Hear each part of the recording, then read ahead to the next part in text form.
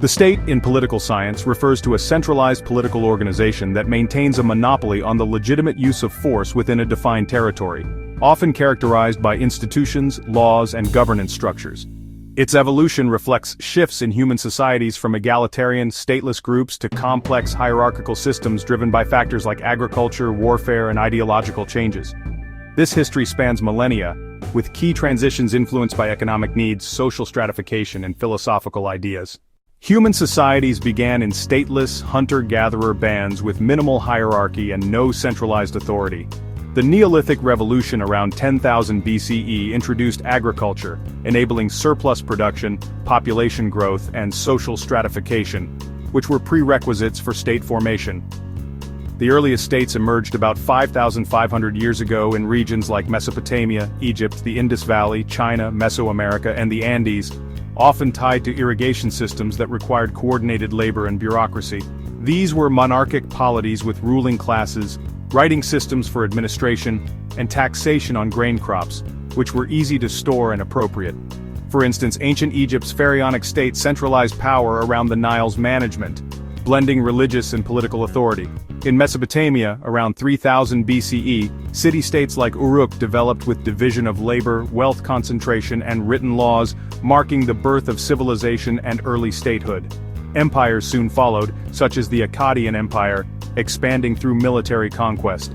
Influential thinkers were absent in this era, as justifications for rule were primarily religious rather than rational. The Greek city-states, polis, like Athens and Sparta, introduced rational political philosophy, viewing the state as a community for moral and civic development. Plato idealized the polis as a just society ruled by philosopher kings in the Republic, while Aristotle in Politics described it as a self-sufficient entity essential for human flourishing, distinguishing it from households or villages. Athens pioneered direct democracy and citizenship rights, influencing later republican ideas.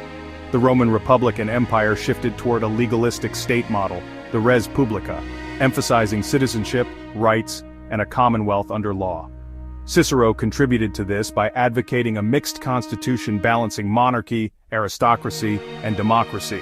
The Roman Empire centralized power under emperors, expanding territorial control and bureaucratic administration, setting precedents for imperial states. This period marked a transition from small city-states to vast empires, driven by warfare and trade. Following the fall of the Western Roman Empire, Europe fragmented into feudal systems where power was decentralized among lords, vassals, and the church. States were based on personal loyalties and land tenure rather than territory, with kings holding nominal authority. The Standestat, state of estates, emerged in the late Middle Ages, featuring parliaments where nobility, clergy, and cities negotiated taxation and power with monarchs. In other regions, like the Islamic caliphates or Chinese dynasties, states maintained more centralized bureaucratic traditions inherited from ancient empires. Thinkers like Thomas Aquinas integrated Aristotelian ideas with Christian theology, justifying the state as a divine institution for the common good. This era's key transition was from feudal fragmentation to gradual centralization, spurred by conflicts over resources and the rise of commerce. The Renaissance and Reformation fostered the absolutist state, where monarchs consolidated power, often justified by the divine right of kings. Niccolò Machiavelli in The Prince, 1532, advocated pragmatic rule focused on power maintenance over morality, influencing realpolitik.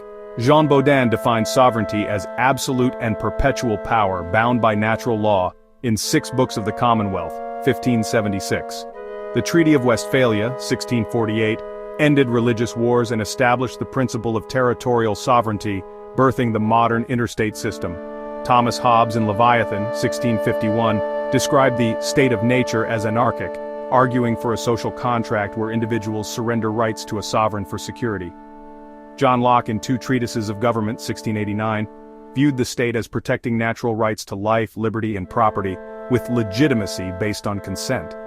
Jean-Jacques Rousseau in The Social Contract, 1762, emphasized the general will of the people as the source of sovereignty, inspiring democratic ideals. This period transitioned from divine to contractual legitimacy, with states becoming more bureaucratic and militarized. The Industrial Revolution and Enlightenment ideas led to the liberal state, emphasizing individual rights, constitutions, and limited government. The French and American revolutions popularized nation-states where cultural and national identity aligned with political boundaries. Max Weber, early 20th century, defined the state by its monopoly on violence, rational legal authority, and bureaucracy. Charles Tilly argued that war-making drove European state formation, consolidating power through taxation and administration.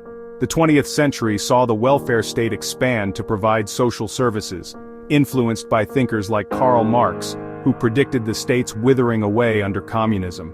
Decolonization after World War II created numerous new states in Asia and Africa, often with weak institutions due to imposed borders.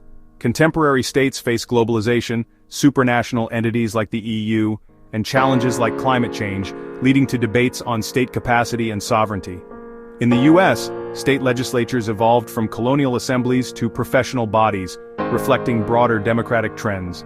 This evolution underscores the state's adaptability, from coercive empires to rights-based democracies, shaped by historical contingencies and intellectual discourse.